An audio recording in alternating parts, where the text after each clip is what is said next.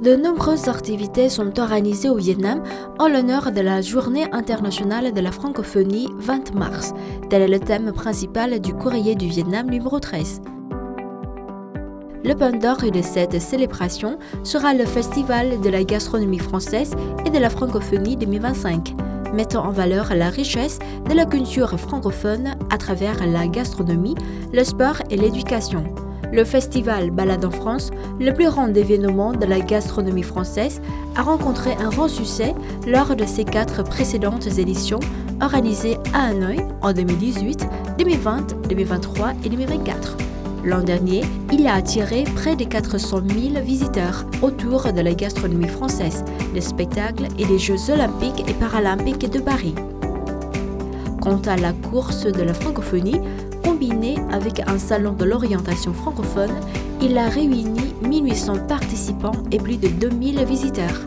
Fort de ses succès et dans le but d'amplifier son rayonnement, ces événements fusionnent en un festival unique, Balade en France et en francophonie, qui se tiendra du vendredi 28 au dimanche 30 mars 2025 au parc Thong Nhất, offrant un espace de convivialité et de partage aux francophones et francophiles de Hanoï.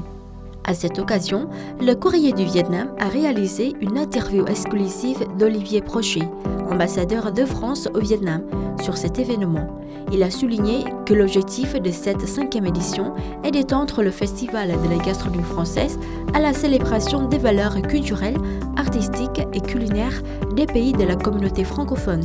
Toujours dans le cadre de ce festival, aura lieu le Salon de l'orientation francophone, placé sous le thème « Je m'éduque donc j'agis ». Il offrira aux jeunes des opportunités de formation académique et professionnelle en langue française. Pour ce mois de la francophonie, le Courrier du Vietnam a publié un article sur le label Franc Éducation.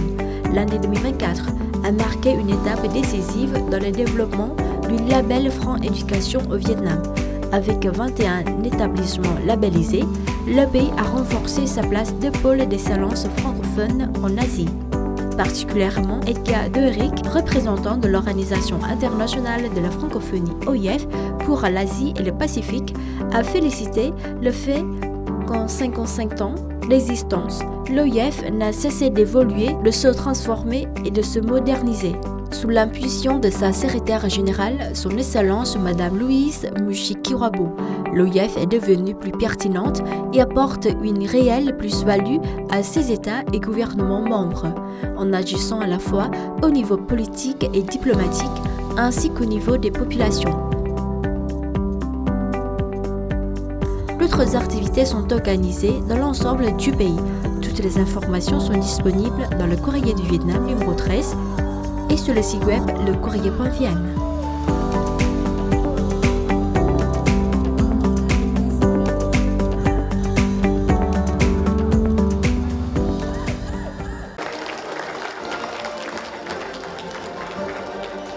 Le 16 mars, dans la province de Vĩnh Phúc, au nord, le Premier ministre Phạm Minh Chính a assisté à la cérémonie de lancement des travaux de la ligne électrique 500 kV Lào Cai-Vĩnh Yên.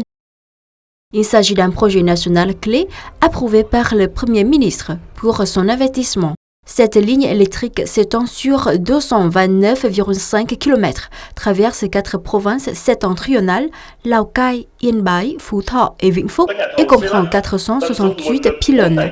Le projet représente un investissement total de plus de 7 410 milliards de dong et devra être achevé avant le 2 septembre 2025, conformément à l'engagement des dirigeants du groupe Électricité du Vietnam, EVN, lors de la cérémonie.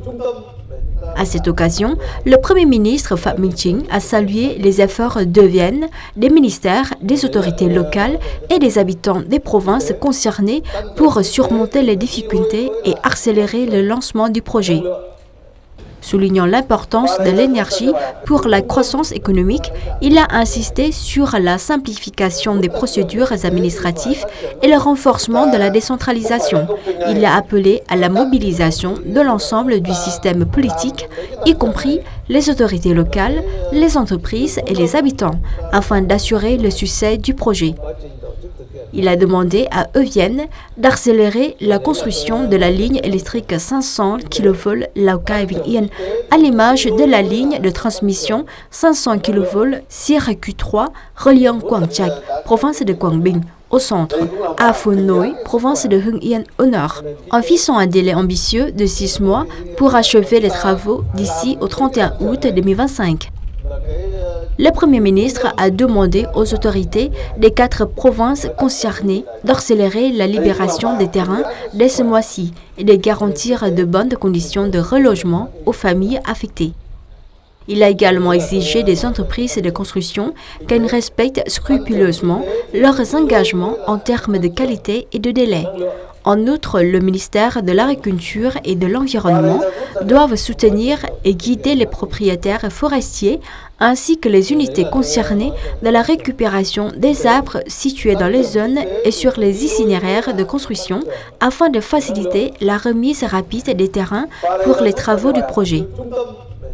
Le Premier ministre a également proposé à la Confédération générale du travail du Vietnam de lancer et d'évaluer le mouvement d'émulation patriotique, de raviver le sentiment de fierté nationale et d'encourager ainsi que de récompenser rapidement les efforts afin de créer une dynamique de travail motivée dans l'intérêt du pays et de la nation.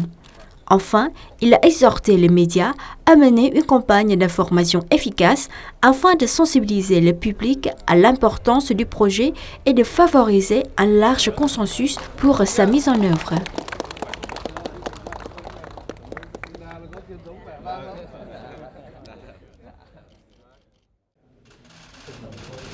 Chiều ngày 18 tháng 3, tại trụ sở chính phủ, Thủ tướng Phạm Minh Chính đã tiếp ông Charles James Boy Bowman, Tổng giám đốc của dự án tập đoàn Trump Organization tại Việt Nam.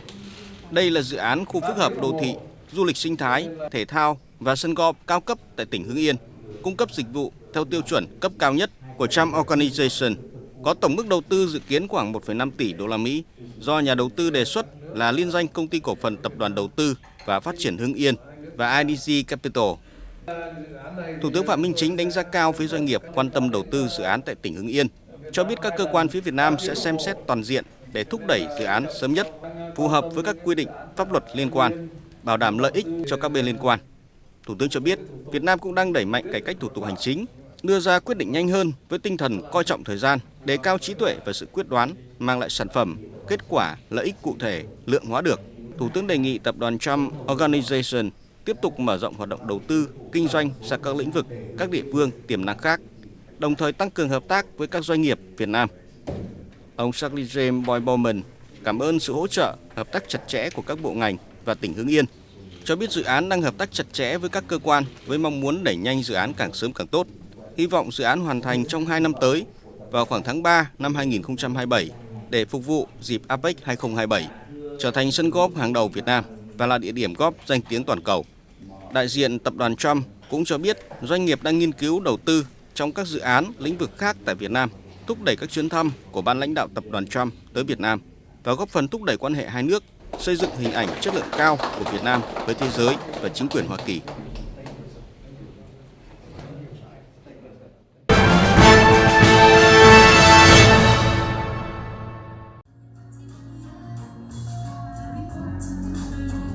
Un moment plein de musique, de couleurs et de danse offert aux francophones, notamment aux jeunes du Vietnam.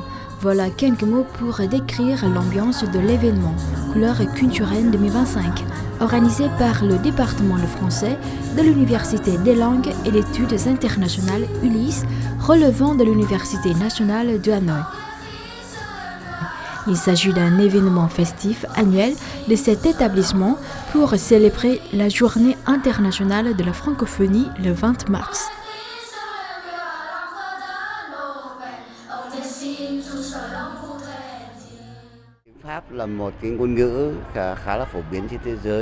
Le français est une langue populaire dans le monde. La communauté francophone est culturellement diversifiée. Chaque année, le département de français de l'Université des langues et d'études internationales organise un événement couleurs culturelles à l'occasion de la Journée internationale de la francophonie 20 mars. De nombreuses institutions, entreprises et écoles ayant des formations en français participent à cette fête. Cette année, non seulement les écoles de Hanoï, mais aussi celles de Hòa Bình, Thái Nguyên, Ninh Bình et Quảng Ninh y ont pris part. Pour la Journée internationale de la francophonie, l'Organisation internationale de la francophonie, OIF, a choisi cette année le thème « Je m'éduque, donc j'agis ». Ce thème met en lumière le rôle fondamental de l'éducation, de la formation de citoyens éclairés et engagés, prêts à relever les défis du monde d'aujourd'hui et de demain. Est toujours enseigné au Vietnam et continue de susciter l'intérêt et la confiance des parents et des élèves à divers niveaux, afin de mettre à l'honneur la vitalité de la langue française et de promouvoir son enseignement et son apprentissage. L'ULIS organise chaque année la fête couleur culturelle depuis 2015, en coopération avec des partenaires francophones, créant ainsi des opportunités d'échange, d'apprentissage et de travail pour la construction collective d'un espace culturel francophone diversifié. Alors pour moi c'est ma deuxième édition puisque j'étais déjà présent l'année passée. Alors cette fête est importante parce qu'elle permet notamment aux nombreux étudiants de tout âge de mettre en avant leur talent, leur maîtrise de la langue française, mais également la créativité à travers différents concours, que ce soit les concours de gastronomie ou celui qu'on vient de voir maintenant de vidéo.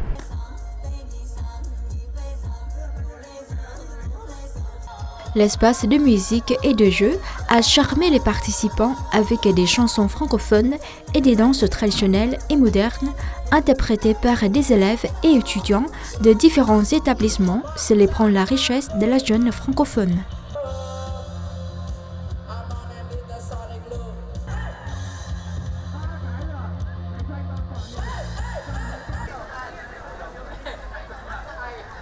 L'espace de peinture présente l'exposition des œuvres du projet artistique La Vivacité du Vietnam, organisé par l'association Art Space, avec le village français comme initiateur et partenaire.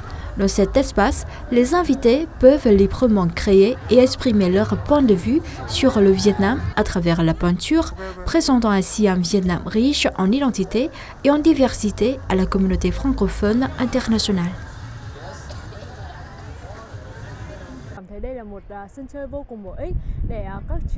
C'est un terrain de jeu extrêmement utile pour les écoles qui enseignent le français, permettant l'échange de langues étrangères et de cultures entre elles. En venant ici, j'ai pu participer à de nombreuses activités intéressantes et échanger avec des jeunes apprenant le français. À partir de là, j'ai encore plus aimé le français et pris davantage de plaisir à l'apprendre.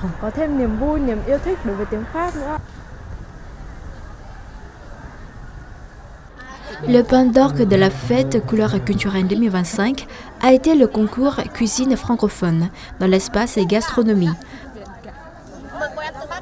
Ce concours a invité les participants à découvrir les saveurs de la francophonie à travers des plats typiques des pays francophones.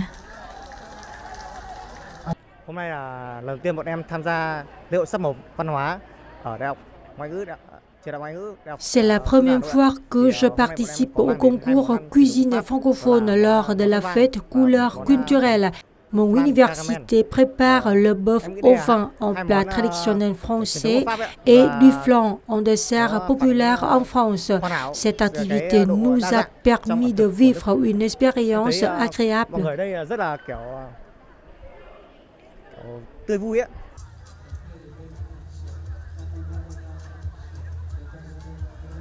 La fête couleur culturelle 2025 s'est clôturée avec succès, laissant le souvenir mémorable à tous les francophiles de Hanoï.